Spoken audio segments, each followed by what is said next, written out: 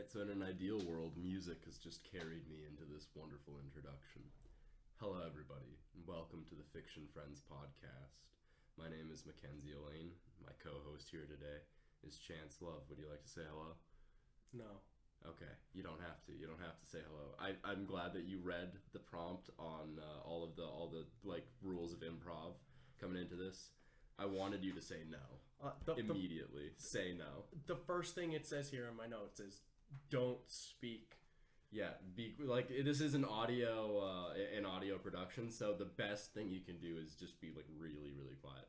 Oh, I could get some fucking bead curtains and stuff in the back. We can get that nice ambient static. Yeah, we could just add some ASMR to this. I think that's what this podcast needs right off the bat. I think we should say what the podcast is. That sounds like a great idea. So, like I said, this is the Fiction Friends podcast. The two of us, myself, Mackenzie Elaine, and my co-host, Chance Love. Ooh, there we go. Now we're hearing it. We're going to be reading short stories, hopefully weekly. Either stories of our own creation or ones that we find out in the wide world of the internet or inside, oh my goodness, books printed on paper. I'm sorry, what the hell is that? Yeah. That sounds like an archaic, outdated mode of rhetoric. So some people are fond of murdering trees primarily, really just cold-bloodedly killing them, generally in the presence of their families, because their families cannot move far from them because of, cone dispersion and things like that. And you really can't cover up a kid's eyes if you're a tree. Yeah, and then they get mulched in a paper, pressed into stacks of that paper, and words are put on them. And we may read stories from there, but primarily the internet. Because dude, can we be the how books are made podcast? How books are made podcast? Welcome to the over-explaining everything cast. I'm your host. Still, yeah. Anyways, so we're gonna be reading those stories. You could think of this podcast, if you're familiar at all, as inspired a little bit by fantasy fiction. When we're going to be giving each other prompts to write the same stories off of. Today, think of it as a bit of an episode 0, dipping the foot in the water, starting with 2 stories that are not our own, two relatively, one very well-known short story, and one from a pretty well-known short story place, if you will.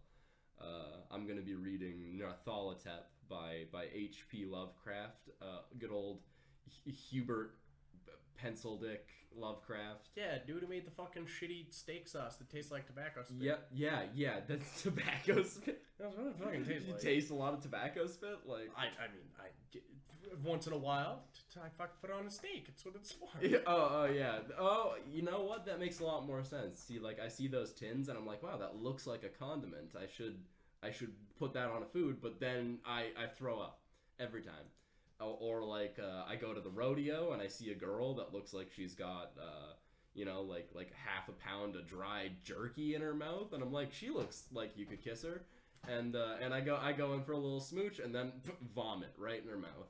Oh yeah, dude. Here's the thing. I love finding country girls with that thick dip in there, and they just fucking mother hen me some of that. I'm like, oh, give me some of that dip. I just baby bird that dip into my mouth. Yeah. Hey man, immediately the grossest. If shit. Nicotine is the goal, get her to baby bird you some skull. That's the saying. that's the saying. That's the saying everybody says. That's the rule of the jewel, kids. You gotta get baby birded some dip. Sick nicotine fix. Yeah, the physical actions that you're performing translate hella well into audio. Absolutely, they do. I mean, I talk with my hands because I'm French as fuck, so that really also is not gonna carry over well. But yeah, inspired a little bit by podcasts like fantasy fiction as to the short stories that we'll be providing in later episodes. Generally, they're going to be fantasy or sci-fi themed.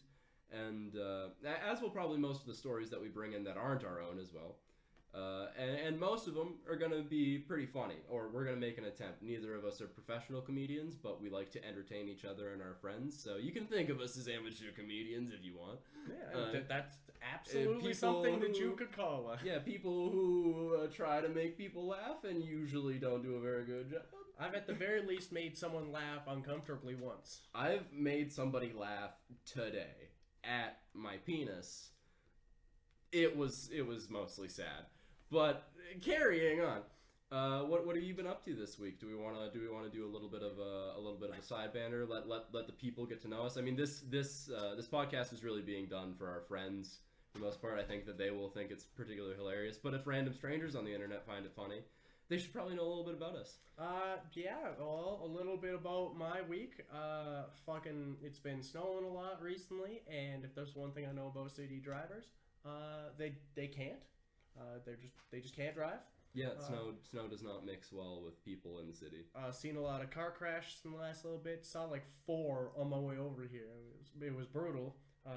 What did I physically do? I mean, I got a lady to baby bird some dip into my mouth. Like, that was just this week. Yeah, that was on my way here. Do you recall the brand? I mean, I guess we don't want to, unless maybe they want to sponsor us. Maybe do we want to toss that brand out there? But I don't even remember her name. Well, I mean, I assumed it was like a country girl name, Hope, perhaps. Destiny, Harmony. Ooh, that could be a good one. We probably. I mean, look at the season outside. She could have been winter. I also really love that country girls are also named after like those one-word motivational posters that moms have. Oh yeah, like I feel like there are a lot more people. That have their children young out here, if you will. So they're really into that like Pinterest aesthetic when a lot of these kids are being born. I think. Yeah. Live, laugh, love. Here's my baby girl Angel. It's like, really? Like, you couldn't have been a little bit more? I don't know. No offense to all the people out there trying to. Now we're just trying to. On a side note, all of the offense to any lady named Angel, your parents were a tryhard. Yeah, they really wanted something from you that physically could not be attained. Like, could you imagine if you got named, like, Angel, and then you come out and you're very, like, anti-religious? Yeah, and also, like, what would the male equivalent of that even be? It's just like, I mean, you could get, like, a specific angel name. I know a lot of people named, like, Michael and stuff like that. I know a lot of Michaels. But I feel like generally that isn't the connotation, but... I mean, I guess you could name a dude Angel and call him Seraph, like yeah, get Seraph. in there. Oh yeah, which is also kind of more of a girl's name as well. I mean, once you start getting into like old names, it's really hard. The lines become blurry. I knew a dude named Lazarus, and like that's a strong name. That's a strong middle name, especially. Mm-hmm. Yeah, I don't know. I feel like there's a lot of untapped potential in really old names like that. Yeah. From you, Mac, what have you been up to this week? What I've been up to, just a little bit of this, a little bit of that. I try and get my butt rubbed every now and then. Strong. If I can. Also, I've been hating the weather outside. I also witnessed a motor vehicle incident on the way back from work the other day. Mm-hmm. And the police officers that were helping that incident were making it significantly worse on traffic by... So somebody got into... I should clarify. Somebody got into an accident in an intersection. The police arrived, moved them slightly out of the intersection, and then proceeded to take up like multiple lanes of traffic. So people had to... like change lanes right into the left lane right before the intersection. Yeah. It was all a big fuck. Yeah, one big bottleneck. One big fuck. And aside from that, shit, man, just the grind. Yeah, just the grind. Yeah, we're all living that grind. If there's one thing I know, it's grades don't matter on the grind. Yeah, we were going to partake in legal marijuana before we started this recording, but then we did not. Whoa! Is that giving them too much information? Are they going to be able to point out where we're from now? We could be from one of those. One of the multiple states that has legal weed, or one of the multiple different countries that they've probably, like, internet strangers have already identified our accents because they're so incredibly clear. Well, yeah, it's hard not to know where we're from. We're clearly Yugoslavian. Yeah, I crawled out of the Czech Republic. Yeah, I got released from Yugoslavery. Yugoslavery. Yeah, sorry. I'm a little Yugoslavery. Oh god. Ooh, that's going in the bit. That's already in. Ooh, really? It's legitimately in the bit. This is on record. Wow. I apologize to any Yugoslavian listeners, but let's be fucking honest. If you do listen to this, Like, you obviously gave enough of a fuck to listen to our old stuff, and that's on you, man. Yeah, if you are from Yugoslavia, go enjoy yourself some kefir, or perhaps, I don't know, what's that? I think they have a drink that's made out of bread that they like a lot. Corned beef? That is neither a drink nor made of bread, but you have eaten a whole tin of it. So, and you're Yugoslavian, like you said. So Yeah, so that's must what be flavor of skull it was. Oh, it was skull. It was skull. Oh yeah, Corned beef skull. Please, corned beef skull. Give it. Skull, if you'd like to sponsor the podcast, we are happy to shill out to the tobacco industry, especially if it encourages people to baby bird corned beef skull into our mouths. Please, honestly, if you could just send someone down to baby bird other things into my mouth too, like I'll fucking shill whatever product you're looking for. You want to sell bleach? Fucking just baby bird that shit, man. I've been interested in starting a cigarette line with you. The cat. Sorry, the Cataract cigarette line. I don't know if we can use that name. I think that one's like a TM'd name. Oh, that's a TM'd name. Oh, yeah. It might be like it gets really off fucking point when you get to Pokemon names. I mean, non-distinct anime monsters that are fought and leveled up. Pocket monster. This is my backpack beast. That right there. That's our next sponsor. The Backpack Beast. Yes, sir. Yeah, have you played this new online game, Backpack Beast? Dude, it's really, I can't get past this level. Oh my god, that's awful. But yeah, Skull, if you want to start that line of cigarettes with us, please bring by a pack, chew them up, and baby bird cigarettes into my mouth because I'm a dirty, dirty nicotine boy. And with that, would you like to get into these stories? I can absolutely start this story. So, do we want to talk a little bit about H.P. Lovecraft before I start Nyarlothotep here? Because I think he is worth discussing a little bit. I mean, absolutely. I know a couple things about him. Like I said, yeah. Do you want to drop some fun facts here for the listeners? Fun fact: he died of starvation. Yeah. He had food in his house. He was just that. He's kind of like a lot of people in 2019 where they've just fully given up. Yeah. He was not meant for this world. Also, he's definitely like a well-worded man, but he's not exactly known for being direct in his rights. Not at all. He's got a very racist cat. Yeah, he was a very racist person. I feel like that's probably something that we should talk about right here. So, I should clarify that I don't love H.P. Lovecraft. I think he was a real shitty person who had a lot of real shitty opinions. But I believe that it's important to be able to distinguish an artist from his art. And there are certain pieces of his work that I still find troubling and I tend to avoid. But the bulk of his material, not that racist. There is some of it that is incredibly racist. And I don't know whether or not that's important to talk about. Maybe we'll get to that one day. But yes, his cat, as you mentioned, was famously named the N-word.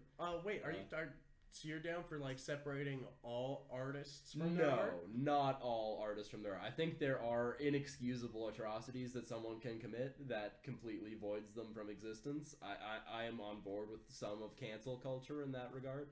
I think that for the time that H.P. Lovecraft lived in, he wasn't extra racist, so I think in the context of the time, he wasn't an awful man. Yeah, he's just regular racist. Yeah, I don't think he did a lot of really bad things with his racism. He was just kind of a crazy dude who, that's a duck with an ass that you're showing me right now. Oh, see, I was hoping to keep that mystique and just kind of try to throw you off. No, that was, like, you successfully threw me off. It's a duck with a thick ass that you just showed me. All right.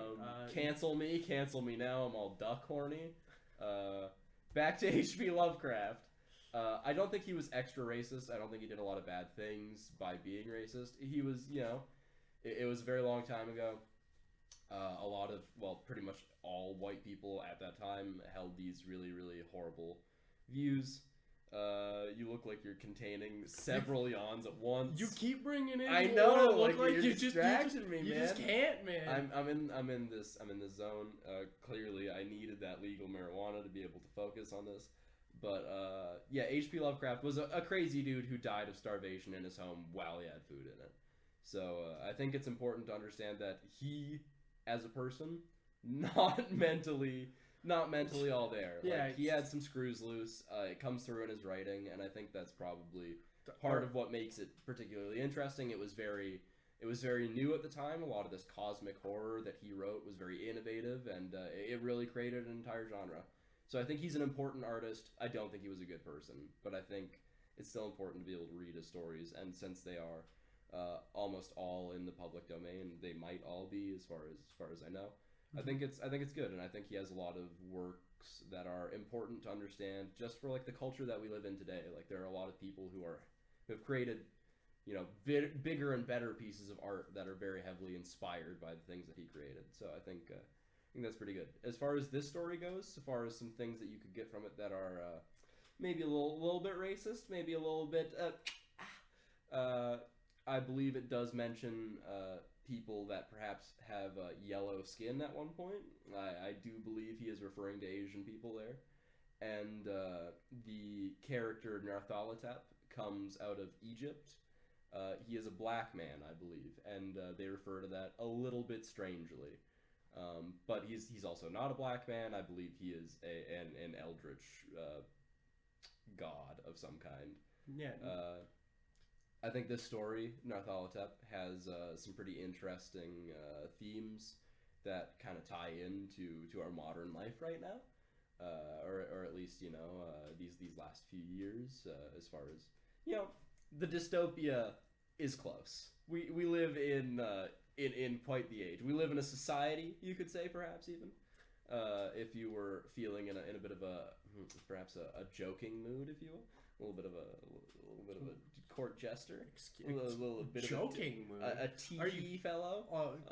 On this podcast, the most fucking serious of podcasts. The serious cast. This is welcome to Verbal Blood Eagle, the podcast where we just fucking eviscerate people. And we fucking baby birds. The fuck's going, Norma? All right, so allow me to start. Yeah, baby bird this story into my ears. Baby bird Nyarlathotep into all of your ears. I'm so sorry to people who are listening to this. This is really, really good. Nyarlathotep. Is it Nar or Nyar? So it's an H.P. Lovecraft word. There's probably an official way to pronounce it. I believe I'm gonna go with Nyarlathotep. Nyarlothotep. Sorry, Nyarlothotep. It is spelled Nyarlathotep. So quite the mouthful. I would ask for everybody's forgiveness, and if not your forgiveness, your unfettered rage. Please send me DMs telling me how much you hate me and the way that I say words. Yeah, here's the, honestly, you want to fucking throw a comment and you want to tell us how much we suck? That's awesome. That means you are engaged and you cared enough to do so. Yeah, I appreciate that. Constructive criticism makes my dick hard. I mean, unconstructive criticism kind of gets my dick hard. I really got this whole, thing where I really want people to spit on me for some reason. Oh, I see. This is some sub-life stuff here. Nyarlathotep, the crawling chaos. I am the last. I will tell the ardent void. I do not recall distinctly when it began, but it was months ago. The general tension was horrible. To a season of political and social upheaval was added a strange and brooding apprehension of hideous physical danger, a danger widespread and all-embracing. Such a danger that may be imagined only in the most terrible phantasms of the night. Feels a little familiar, right? Yeah, it does. Yeah. What with, terrifying world leaders and climate disaster looming. Feels a little like home. A little on the nose. I recall that the people went about with pale and worried faces, and whispered warnings and prophecies, which no one dared consciously repeat or acknowledge to himself that he had heard. Sometimes you just want to ignore the bad stuff. Just put it out of your mind. I don't watch the news anymore. It scares me too much. Yeah, just put a happy little cloud in front of there. A sense of monstrous guilt was upon the land, and out of the abysses between the stars swept chill currents that made men shiver in dark and lonely places. there was a demonic alteration in the sequence of the seasons. The autumn heat lingered fearsomely, and everyone felt the world, and perhaps the universe, had passed from the control of known gods or forces to that of gods or forces which were unknown. See, that's some of H.P. Lovecraft's classic good writing, where you say a lot of words that you could have used a couple words for. You know, instead of saying, pass from the control of known gods or forces to the forces of gods, or to gods or forces which are unknown, you'd be like, you know, things were a little weird. Things were wrong. Well, yeah, I twisted. mean, but he had to like write just enough words to be able to make it into like his short science fiction books. Yeah, whoever his publishers were, I assume they had they had limits for him. You know, I feel for this guy, but still a shitty human being. And it was then that Nyarlothotep came out of Egypt. Who he was, none could tell, but he was of the old native blood and looked like a pharaoh. See, that's what I mean. Like that's where it's like, okay, that's fine. Okay. The old native blood? Yeah, sure, okay.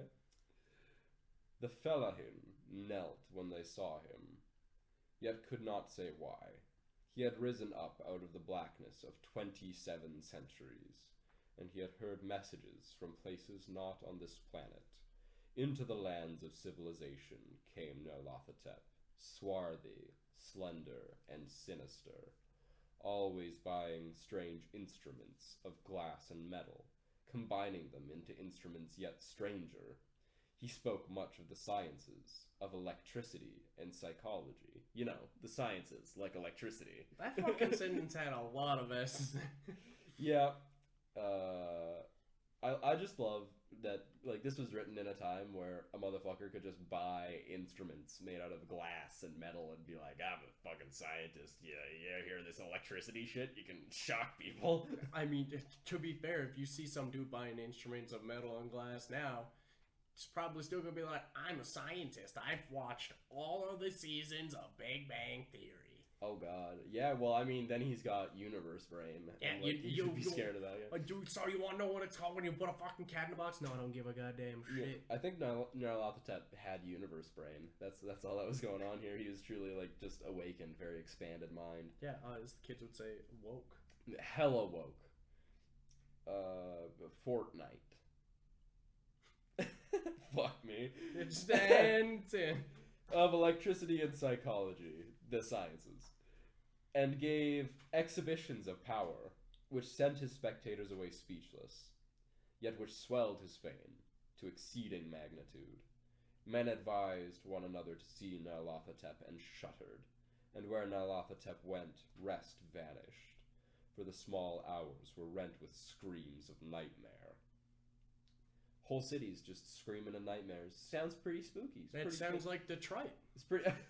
Fuck, dude. That's so rough. No, that's... That's in. I was, you know, you could have gone with, like, Flint or something, just to be, like, a little... Yeah, but I mean, like... Detroit's a big fucking city, dude. It's also the city that I think of in, like, I get nightmares thinking about Detroit. I couldn't imagine living there. Yeah, that's fair. That's fair, like... It's the only place I know where you can get mugged at your doorstep. Like, I mean, I feel like that can happen in a lot of places. Yeah. But it is a primary, like, when people think of, I mean, honestly, the Red Wings are what make me want to shit on Detroit. Like, they're just so angry all the time. Well, I mean, yeah, it's because they don't ever win whatever sport ball that is. I know things. Yeah, you know how games where they put the object into the net or through the post or in the zone, and then you get points. I also know what those are. Yes. Never before had the screams of nightmare, the screams of nightmare, been such a public problem. They were always a private problem, people just screaming in their own homes quietly. Yeah, but now when it's people like screaming and you wake up to the sound of like your neighbor screaming and then you start and everybody screaming. Yeah, it's a big old scream fest. Now the wise men, because they're just wise men, almost wished they could forbid sleep in the small hours, that the shrieks of cities might less horribly disturb the pale, pitying moon as it glimmered on green waters, gliding under bridges and old steeples, crumbling against a sickly sky. I remember when Nyarlothotep came to my city, the great, the old, terrible city of unnumbered crimes. New York? I'm not sure. Still getting Detroit on this one, man. It's very hard to tell when he's writing these kind of fictional cities. Dude, I'm pretty sure in Detroit they have like news stories if no crime happened in a day. Which so it's like the opposite of New Zealand, where where they tell you every so much crime nothing happens there that they really have to report on everything. Like 27 sheep were born today. Obviously, we're Kiwis, guys. Yeah, if you couldn't tell, that's our accent. You're just looking at me like agape right now. You're just like, yes, Kiwis. Fuck, it's dead air. We're cutting it. We're not cutting it, man. It's all good. It's all good. We're getting it. Where was I? Baby.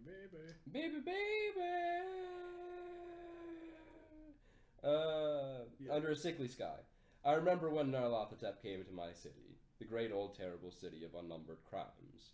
My friend had told me of him, and of the impelling fascination and allurement of his revelations. I burned with eagerness to explore his uttermost mysteries. My friend said they were horrible and impressive, beyond my most fevered imaginings. And what was thrown on a screen in the darkened room prophesied things none but Nyarlothotep dared prophesy. And in the sputter of his sparks there was taken from men that which never had been taken before, yet which showed only in the eyes. And I heard it hinted abroad that those who knew Nyarlothotep looked on sights which others saw not. So he's having visions about shit that's going on. Yeah, he's in a city of unnumbered crimes.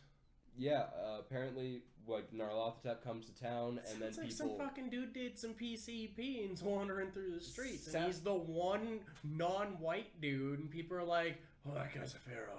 It sounds like this guy is, like, a grifter who's coming through town, and he's, like, poisoning the water supply or something. Like, he's making people, like, have nightmares and, like, see things. It's Nyarlotho Alex Jones. With his lead pills. Yeah, no, he's coming into town and turning all the frickin' frogs gay.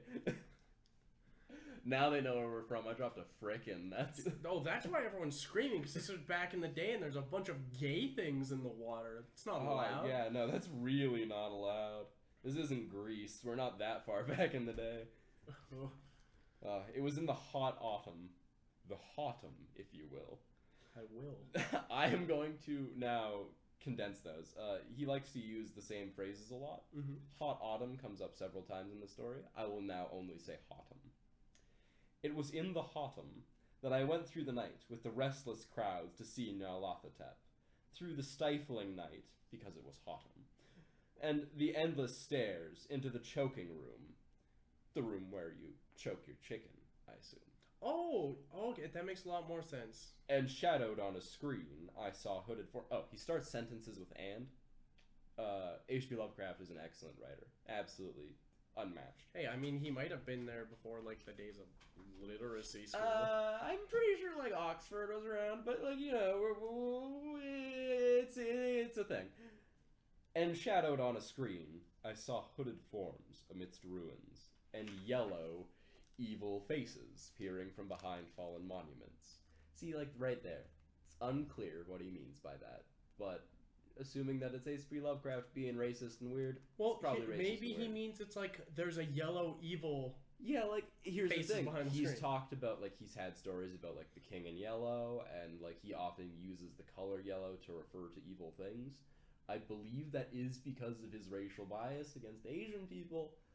Did he really meet a lot of Asian people? Probably did not meet a lot of them, but he hated them nonetheless, and he does not write kindly about people from other places in the world in general. For some reason, he has a particular hatred for the Inuit, which I cannot imagine he ever once met an Inuit person, but he just thought they were savage as fuck, I guess. Understandably so. Although, to be fair, I have sucked on seal blubber myself, and it is a savage feeling. I've definitely never done that. probably had it like, you know, baby birded into my mouth once or twice. Well, yeah, you know, in the old igloo, there's only you gotta do what you gotta do before you have teeth. But like, Oh, you mean the igloo? the igloo? I'm pretty sure that's an H.P. Lovecraft monster. And I saw the world battling against blackness, against the waves of destruction from ultimate space, whirling, churning, struggling around the dimming, cooling sun. Then the sparks played amazingly around the heads of the spectators, and hair stood up on end, whilst shadows more grotesque than I can tell came out and squatted on the heads. And when I, who was colder and more scientific than the rest, mumbled trembling protest about imposture and static electricity, Nyarlothotep drove us all out, down the dizzy stairs into the damp, hot, deserted midnight streets. Oh, sorry, the damp, hotum, deserted midnight streets. I screamed aloud that I was not afraid, that I never could be afraid, and others screamed with me for solace. We had people yelling in the streets, it's a good time. We swore to one another that the city was exactly the same, and still alive. And when the electric lights began to fade, we cursed the company over and over again, and laughed at the queer faces we made. I believe we felt something coming, down from the greenish moon, for when we began to depend on its light, we drifted into curious involuntary marching formations, and seemed to know our destinations, though we dared not think of them. Once we looked at the pavement and found the blocks loose and displaced by grass, with scarce a line of rusted pavement, and found the blocks, and scarce a line of rusted metal to show where the tramways had run. And again we saw a tram car, alone, windowless, dilapidated, and almost on its side. So, you know, diagonally posed. I don't know how a tram car could be almost on its side. Continue.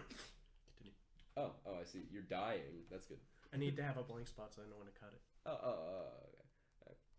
Okay. Just leave them in. Just leave those big boys in. Absolutely not gonna do that. When we gazed around the horizon, we could not find the third tower by the river, and noticed that the silhouette of the second tower was ragged at the top. Then we split up into narrow columns, each of which seemed drawn in a different direction. One disappeared in a narrow alley to the left, leaving only the echo of a shocking moan. Another filed down a weed-choked subway entrance, howling with laughter that was mad. My own column was sucked towards the open country, and presently I felt a chill that was not of the hotum. So when I'm assuming when he's referring to a mad laugh, he's referring to like people in hysteria, and he's not like talking about some dude who's like laughing in his kid's face like, I fucked your mom. Oh boy, that's pretty spicy. No, I don't think that's the case. I think it's like a Mad Hatter, like like people going absolutely nuts. Also Mercury. Yeah, Mercury could be. I mean, doctors love just give people like an ounce of mercury to drink back then. It wasn't a doctor, but yeah. Yeah, the doctor, barber, priest, whatever he was. I think he was a holistic scientist. Ooh, it could be worse. Could be much worse even. Anyways, he felt a chill that was not of the hotum. Also, where are you? That autumn is hot, man. It's cold as fucking autumn. Let's see, H.P. Lovecraft probably like, I don't know, isn't he from like fucking Arizona or some shit? I don't know. I thought he was from like the northern U.S. That is unknown for me. But I felt a chill that was not of the hotum. For we stalked out on the dark moor. We beheld around us the hellish moon glitter of evil snows, trackless, inexplicable snows, swept asunder in one direction only, where lay a gulf all the blacker for its glittering. The column seemed very thin indeed as it plodded dreamily into the gulf. I lingered behind, for the black rift in the green litten snow was frightful, and I thought I had heard the reverberations of a disquieting wail as my companions vanished, but my power to linger was slight. As if beckoned by those who had gone before, I half floated between the titanic snowdrifts, quivering and afraid, into the sightless vortex of the unimaginable. Screamingly sentient, dumbly delirious, only the gods that were can tell. A sickened, sensitive shadow writhing in the hands that were not hands, and whirled blindly past ghastly midnights of rotting creation, corpses of the dead worlds with sores that were cities, charnel winds that brush the pallid stars and make them flicker low. Beyond the worlds, vague ghosts of monstrous things, half-seen columns of unsanctioned temples, of unsanctified temples, that rest on nameless rocks beneath space, and reach up to dizzy vacua above the spheres of light and darkness.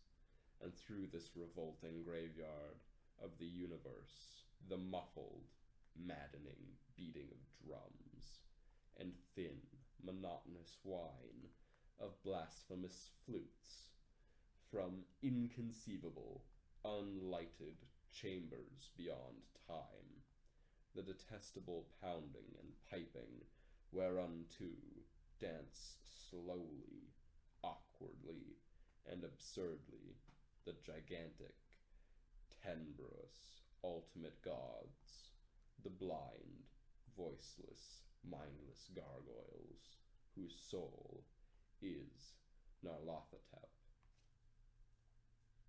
So that last paragraph is one of the reasons why I like H.P. Lovecraft. Mm-hmm. Also one of the reasons why I dislike him. Throws out a lot of $10 words.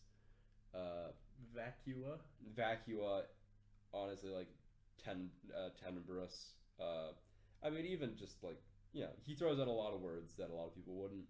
But that entire last paragraph is just describing a descent into madness.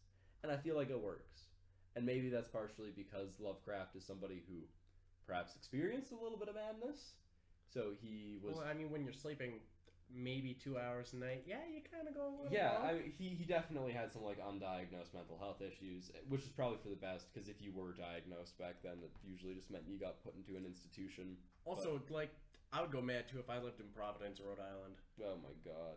So that's where he's... Yeah, Rhode Island. That's where he's from. However, fun fact, Nyarlathotep is set in New England. England. Last I checked, New England, not very fucking warm autumns. New England is like New York, right? Am I completely? I don't know. I don't know what America is. New England. It's the northeastern United States. Okay, so that's where New York is, right? It is nowhere near New York. It's nowhere near New York. Nowhere near. I thought New York was on the East Coast. Maine, Vermont, New Hampshire, Massachusetts, Connecticut, and Rhode Island.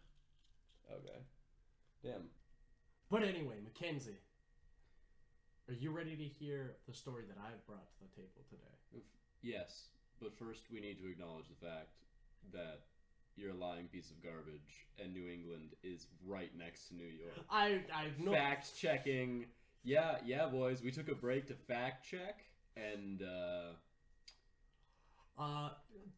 it's not in New England, and if you think about it in the terms of states, that's a long distance. So arguably nowhere if you near. Think about it, New England as an amount of kilometers detached from, or miles. People should not use that unit of measurement. use SI units. Use SI units. I'm not even psionic. Wow, that's unfortunate. You haven't manifested any psychic powers at all. I believe we have a story about a being who does have psychic powers, though. You are correct. And today, that being is SCP-013-J. Its object class is Euclid. So, SCP, Secure, Contain, Protect, 13J. Yes. Otherwise known as 13J. Yeah, we don't know what his name is yet, but I'm gonna tell you. He's got special containment procedures, actually. So, in the northern regions of the forests of Redacted, where SCP-013-J, known to manifest, has been registered as protected wildlife preserve and is fenced off and labeled accordingly. Foundation agents posing as forest rangers are on hand to deter trespassers. A platform equipped with recording and transmitting equipment is in place directly overlooking the space of SCP-013-J, and The space it occupies when it's manifested. Yes. So, I like that the SCP Foundation, and the story has been found on the SCP Foundation website, specifically under the joke. That's what -J is. -J refers to joke. I don't know why it would be under there. This is the single most serious possible SCP that could exist. It seems really, really serious. Almost as serious as that one that's like just grinds people into bone mush when you look away, or the one that's a fork, or the corn angel. Yeah, man, there's some good ones. I love the SCP Foundation, but mostly I like the Angel of Maine. Maze. Well, because Maine. Oh, Maine. Yeah. It was about the area. Yeah. Yeah. Well, that was a cool one. That was. Anyways, it's kind of a digression. But I wanted to say, I think it's hilarious how in all these SCP stories, there's enough like suspension of disbelief about this like huge super government organization, super as in above government organization, wherein it's just like, oh yeah, no, they have agents that look like forest rangers that just like keep this area all fucking quarantined off and don't come near it. Now, SCP-013-J is to be approached by the Foundation field agents on a weekly basis, and the exchange is to be remotely observed and directed by at least one member of the O5 Council, which I'm not sure what the O5 Council is. I believe the O5 Council refers to essentially the highest echelon of the SCP Foundation. Yeah, like top 5 guys. Yeah. Pentumvirate, if you would. Yeah. I really know very little about the deep lore of the SCP Foundation, but it's my understanding that the O5 Council is essentially the people in charge. And, unless contradicted by the O5 Council members in question, all of the SCP-013-J's demands and suggestions are to be met as soon as possible. The description of SCP-013-J is an instance of Sepia officialis, aka a common cuttlefish. Unlike its non-anomalous counterparts, SCP-013-J is 17 meters in length and hovers in the air, while moving as an instance would be while underwater, and it speaks with a loud, high-pitched, echoing voice by unknown means. In addition, bright golden light radiates seemingly from within SCP-013-J. That's a very impressive beast. Do you want to know a neat cuttlefish fact? I do. So cuttlefish have a bone. It is called the cuttle bone. What does it do? So you're aware of how cuttlefish they kind of swim parallel to the ground. Yeah. You know, they're always floating like that. And even this rather large mystical cuttlefish moves in much the same way. Yes. And the cuttle bone traps a little pocket of air, kind of like an air bladder, and it keeps them righted like that. Oh. So I wonder if SCP-013-J has the biggest cuttle bone, and that would make him a huge cuttle boner. Another neat fact: cuttlefish, they die very quickly. They don't live very long lives. Mm-hmm. So when they die, all their cuttle bones wash up on the beach. It's their only real bone. Going and searching for those is called cuttle boning. That's also what it's called when you get like a Tinder date and you're like cuddled up on the couch and she just like pushes her butt cheeks up against your bits. Yeah, and then you watch like, 8.5 hours of Grey's Anatomy. We all understand cuddle boning. You're such a fucking unit, dude. You did that. You sat through 8 hours of Grey's Anatomy to get some mediocre tang. Yes, I did. And you know what? Would not watch Grey's Anatomy again. Would take the tang. Would take the tang. SCP-013-J regularly refers to itself as the cuttlefish of ultimate wisdom, and requires others to do before it'll interact with them. SCP-013-J claims to be sensitive to future events and will share possible means of preventing upcoming disasters, while often refusing to relinquish details of the disasters themselves. What a messy bitch. Yeah, right? Like, just like, no. Like, I'm the cuttlefish of ultimate wisdom. If you don't call me the cuttlefish of ultimate wisdom, I won't even talk to you. Despite the fact that I know the future. I mean, that's pretty similar to a lot of doctors, where if you're like, hey there, Mr. Richard, and they're like, it's Dr. Richard? Well, okay, Mr. I didn't go to school for 10 years to be called Mr. Yeah, you know what? You went to school for 10 years to make more money than anybody reasonably should, so just shut the fuck up and do your job. Yeah, honestly, if you're doing it for the title, you probably shouldn't be in school. Yeah, you know what? Okay, also, I want to say, if you have gone to school to get a doctorate, not a medical doctorate, but like a doctorate degree, doctorate dissertation, all that stuff, don't ask people to call you doctor unless you're a professor, because holy shit, people hate you. Oh yeah, people hate. Oh, I'm a history doctor. Eat my ass. I mean, it's also very similar to when people are like, I'm a doctor, and they're like, oh yeah, what do you do? And they say they're a chiropractor. That's just a liar. Yes, that is a good word for what they are. I will pop your bones. SCP-013-J speaks with an overly dramatic voice and often utilizes alternations in volume, pauses, and extended vowel sounds for dramatic emphasis. Foundation staff who have been deemed quick to anger are not to approach SCP-013-J. So, like, the biggest people in the Foundation listen to this messy bitch of a cuttlefish, though. Yes. All right. Yeah. I've got a couple instances of agent recordings to the Cuttlefish of Ultimate Wisdom. Would you like me to take the agent voice? Yeah. You know that. Should we do voices? I'm into doing voices. I do love voices. I'm a voice man. For this first one here, I'm gonna be Agent Archer. All right. It seems like the dates have been redacted from these. Yeah, they don't need dates. All right, so I'm Agent Archer. Archer. SCP-013. The Cuttlefish of Ultimate Wisdom. Cuttlefish of Ultimate Wisdom. Speak, mortal. I've come to ask if you have any information regarding potential disasters in the future. Be warned! Be warned! Heed the Cuttlefish of Ultimate Wisdom. Disaster looms unless the president of Redacted makes tomorrow's commute on a pogo stick. Society shall fall! Death shall hail from the sky! Death! A pogo stick. A pogo stick! A bolt of lightning strikes in the distance. Is there any other way we can... The Cuttlefish has spoken! SCP-013-J dematerializes with a bright flash of light. Now, do you want to know what happened after that encounter? I would like to be educated on that. A social media campaign was launched detailing how the president, blank, would be traveling to work on a pogo stick to raise awareness of depression. The president himself was compelled to comply with SCP-013-J's demands by the use of drug-induced hypnosis. Brutal. During the president's commute, a multi-car collision claimed the lives of redacted citizens.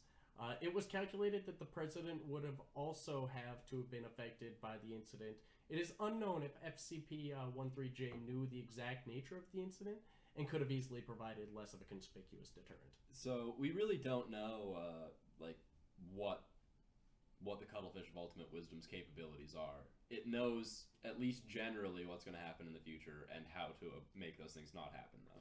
Nick, you know, honestly, it kind of feels a little bit like an L. Ron Hubbard thing, where he's like, I'll tell you, I know a bunch of really important stuff, but yeah, I'm not going to tell you, that's all me. That's on me. Yeah, well, I mean, like, I feel like this SCP basically is a Thetan, though. Like, one whole spirit space ghost. Yes, absolutely. So I feel like there must be an SCP that is a Thetan, right? Like, there's like thousands of these fucking things. Somebody wrote one. Thetans are specifically the alien ghost, right?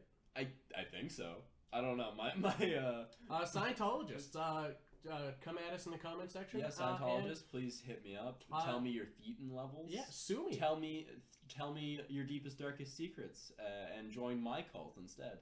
I mean, my religion. I'm gonna be calling it Scientology with a P. Scientology. As in psychics and toleranceology.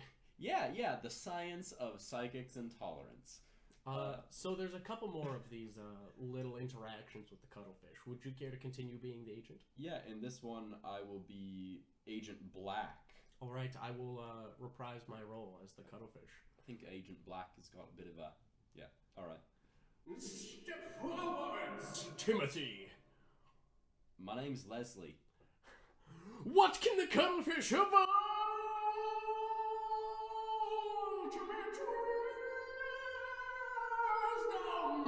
assist you with on this fine evening? It's 11 a.m. But anyway, I've come for a report on future events.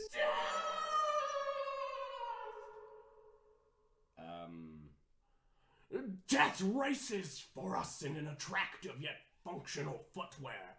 And unless the Foundation commanded a redacted, greets all whom she interacts with her warmest of hugs.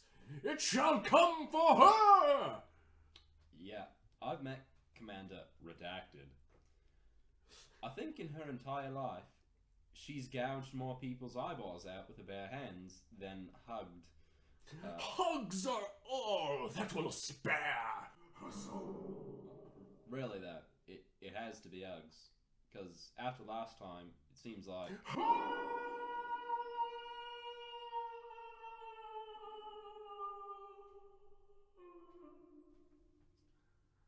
And do you want me to tell you the outcome of this? Yeah, I would really like to know what happened after this one, because this seems like a pretty angry bitch who would not want to indulge people with hugs. Hey, here's the thing. I'm not gonna hate on her because she gouges eyeballs. Yeah, she probably is in like a line of business, like a line of work where eyeball gouging is encouraged. It's probably a valuable asset. She's definitely part of some fucking black organization where, like, they just work above the law. Yeah, there is a lot of redacted stuff here to say that there's a lot of black ops. Would be accurate. Well, at the express orders of 3 out of the 05 council members, Commander Redacted agreed to take the measures of SCP-013-J as recommended to prevent her imminent death. 5 days after SCP-013-J's prediction, Commander Redacted was deployed a squadron of agents to contain SCP-Redacted by reluctantly hugging each one of them in turn. When one agent tearfully conceded how much he had needed a hug, the agent went on to confess about being an undercover agent of the Chaos Insurgency and had been instructed to sabotage the mission, taking the lives of all agents present, including Commander Redacted. Moved by Commander Redacted's display of affection, the agent vowed to reconsider his life choices. Commander Redacted responded by executing him where he stood. That'll get those gouging muscles in there. Yeah, I mean, she had spent the last 5 days just hugging people whenever she met them. Yeah. So it probably felt good to get a good old, like, fucking execution in there. She seems like a pretty angry person. I mean, honestly, I'm surprised she didn't take the route of, yeah, I'm just going to lock myself up for the next week. Yeah, I mean, she's a commander, so she probably just, like, had duties, you know, had to... And, I mean, the Cuttlefish of Ultimate Wisdom's advice was, go about your life. Hugs, though. Yeah, and here's the thing. And, like... Eyes gotta get gouged. Yeah, unless the 05 Council says don't listen to the Cuttlefish of Ultimate Wisdom, you listen to the fucking Cuttlefish of Ultimate Wisdom, man. I would just like to say, this magical clairvoyant fish seems like he only has good advice. Yeah, I mean, like, magical cephalopods tend to be things I listen to. Are cuttlefish cephalopods? Yeah, cephalopod just... So, cephalopod, Latin, you break it down, it means head foot. Because...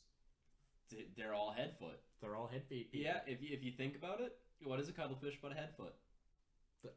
Thinking, you guys can't see it. Obviously, we can't plaster a picture of a cuttlefish on screen, but just Google it. Maybe if there's like episode art for this, it'll be a cuttlefish. Yeah, and see, that would be awesome. So we've got about 3 more of these. Would you like to continue to reprise your roles of faceless agents? Yeah. This time I will be Agent Harris, I believe. That's correct.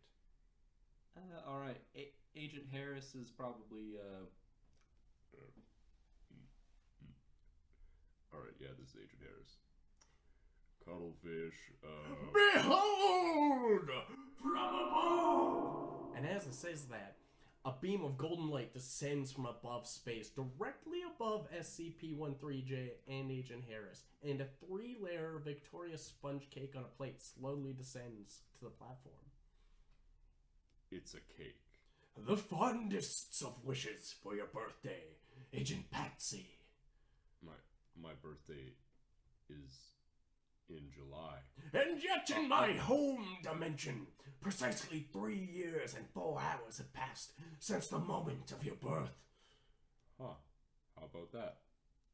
I actually needed to ask you about the future. Feast on the cake, or doom shall come for us all. Wait, seriously? The cake is the thing? Consume the cake. Is this really what I'm doing? Oh god, I have to eat the cake. Oh god! It tastes like fish. Fish is an invaluable source of protein and omega-3s. There's whipped cream on it. Everything is better with whipped cream. It's gonna take me like a half hour to eat this fucking cake. Eat it all. How on earth did that accomplish anything? A world without cake has been evaded.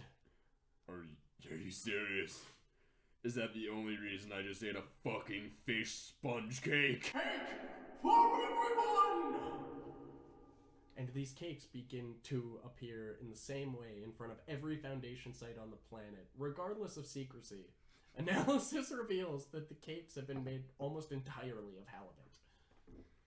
And the outcome for this absolutely amazing breach of all security measures by the Foundation, it was reluctantly decided that SCP-013-J's suggestions will be continued to follow and be taken seriously, and its orders followed until it ceases to be a valuable asset to the Foundation. I mean, like, it seems like he gives mostly good advice, but I like the fact that these cakes showed up at every Foundation site. Yeah. Like, I think some of them are canonically, like, huge undersea bases and, like, subterranean labyrinths and shit like that. So, now, in the case of that, do you think they appeared inside the cake, or do you think there's now just a cake? I feel like there's probably, like, they probably all appeared in, like, the boot room, or, like, the entranceway, or maybe even at, like, the front door of these places, just, like, in like, halos, like, radiant auras of light in these cakes. Hopefully no one was currently looking for a Foundation site, because obviously I feel like that would be a big detriment to all of them. Alright, this time, another one here. I'm Agent Griffiths. That's probably... What do you think Agent Griffiths should sound like? Agent Griffiths sounds like he hasn't seen either of his kids in 10 years. Alright.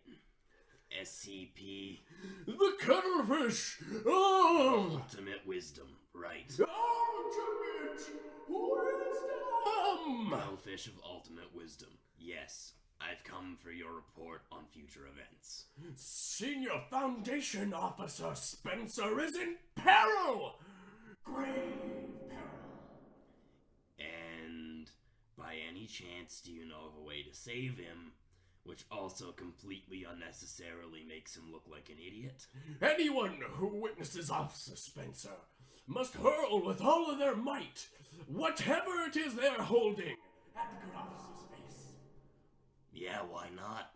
And in conclusion, for the following 2 weeks, Foundation staff comply with SCP-013-J's instructions, throwing mostly food and stationery at Officer Spencer, until he is injured by a trainee transporting an anomalous typewriter during the Officer Spencer's time in the on-site medical facility. Foundation doctors discovered a tumor forming in his brain and ultimately removed it without incident. Wait. So a trainee fucking chucked An old school typewriter. A haunted. It's an anomalous one, so it's an SCP. Yeah. So like probably some kind of haunted ass typewriter at his fucking face. Probably gave him the tumor, honestly. Well, like, you never know. You never know what these SCPs do. And there's one final. Oh, the final one here, Agent Williams. I feel like I gotta do the voice. Is it? All right, I'm in. Cuttlefish of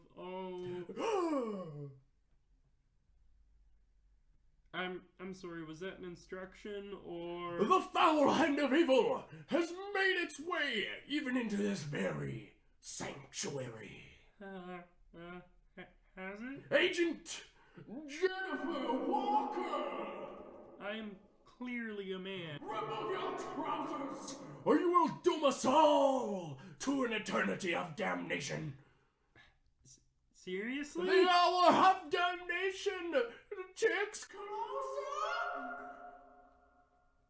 Wait, you're really gonna make me fucking take my pants off? You know, no. You know what? Fuck you! And fuck you! I joined the Foundation to fight monsters, not to entertain some stupid, immature space fish. Fool! You have doomed us all! How? Cuttlefish are several parts! Ignorance is the greatest danger in the entire universe! And I suppose we could have avoided this horrible catastrophe if I'd been standing here with no trousers like an idiot. Well, forgive me if I can... Whoa, holy shit. As a red and black aura surrounds Agent Williams' trousers, and he begins to rise into the air. Now that I've harnessed enough of this mortal's irritation, I can destroy this world, and nothing can stop me. Holy shit, are you fucking kidding me? The trousers vanish in a shroud of black smoke, leaving Williams to fall to the ground. And in closing, Agent Williams' employment in the Foundation was terminated immediately. All future agents are to interact with SCP-013-J are to be thoroughly evaluated by non-site psychiatrists and selected based on past experiences of dealings with similarly troubled entities. The hunt for former Agent Williams' trousers, the newly designated SCP Redacted, is underway, but thus far, no progress has been made. You know, they really should have faked that dude with the Kermit the Frog voice was not going to be mentally stable enough to talk to the Cuttlefish of Ultimate Wisdom. Oh yeah, I mean, when you sound like that, you're only one straw away at all point on. Yeah, like you're a loose fucking cannon. That was really fun though. That was a fun story. That was fun to read it like that. Yeah. I really enjoy the Cuttlefish of Ultimate Wisdom, as I stated before. Clairvoyant cephalopods, probably really strong. Yeah, pretty strong. Cephalopods? Oh. That was a reach. I like that a lot, though. I think the SCP Foundation has a ton of really good stories. People should definitely check out the SCP Foundation, give them a read, and just kind of support it in general. It's a good place for aspiring internet authors to go. I think their whole setup is just real fun. And also, you know, go read an H.P. Lovecraft little short story. I mean, obviously a lot of them can be rather hot-winded, but ultimately the dude wasn't entirely a hack. Yeah, no, he was not entirely a hack. He was I would say he was a talented writer and a very troubled man, you know, overall. But yeah, Nyarlothotep is definitely a story that has influenced, you know, many other great bodies of work. Mm-hmm. It's kind of a core part of the Cthulhu mythos, if you will. And that is one thing to consider. I do believe Cthulhu itself and the Cthulhu mythos is not in the public domain. Oh, I really? believe, yeah, I mean, the Call of Cthulhu, the story and things like that might be. But I believe all of that is owned by Arkham House. Oh. I think it's going to be like maybe a dozen years or something until it's all completely public domain. Yeah. But I think it's owned by them for the sake of like the Call of Cthulhu board game / like role playing game, stuff like that. Also, and people should that game. Strong game. Yeah, very strong game. People should definitely check that out. It's a hell of a lot of fun. If you're into tabletop role playing games, it's a good one. It's a good one to consider, especially if you're into hard games, difficult games where you die. Yeah, games where if you make it to the end, Yeah. you probably played it wrong. Yep, games where you are not supposed to win, and if any of you have friends or dungeon masters who just really like to torture people, yeah, that's a good one for it. It's an entire system basically built around the idea of a dungeon master being able to be like, well, fuck you, this is what happens. Absolutely.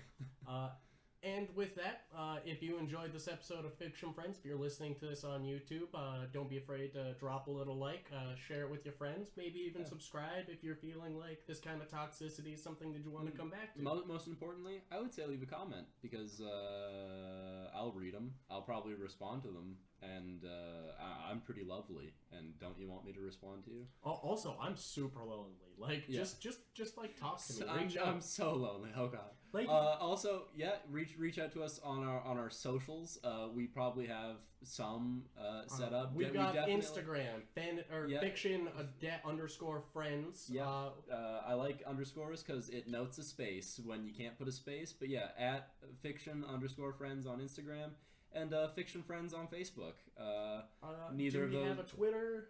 We might. It would be Fiction Friends. I don't use Twitter. I might do that at some point. But yeah. I'm not a Twitter man. Ultimately, if you prefer Twitter over other things, I'm not gonna hate on you. But maybe follow us on one of our socials that we actually use. Yeah. But yeah, I hope you enjoyed it. I hope you come for next time, because next time we're gonna have our own short stories that we have written based off of prompts. Absolutely. And do we want to say those prompts now? Do you want to like pass them back? Do we have prompts, or should we wait? Well, let's let people kind of peek in on this one here. So do we want to write a fantasy story, or do we want to write a sci-fi story? I feel like regardless of the prompts that we don't need to be tied by either genre. Okay. I feel like that's one of those things that we can always kind of leave up to a little mystery. All right, for sure. So off what kind of prompts are we going for? Are we going for like a noun and like a I don't know, profession? Like I was just thinking like two random things, like off the top of my dome, vampires. Vampires? Yeah. Okay, we're gonna write a story about vampires and paintbrushes. Vampires and paintbrushes.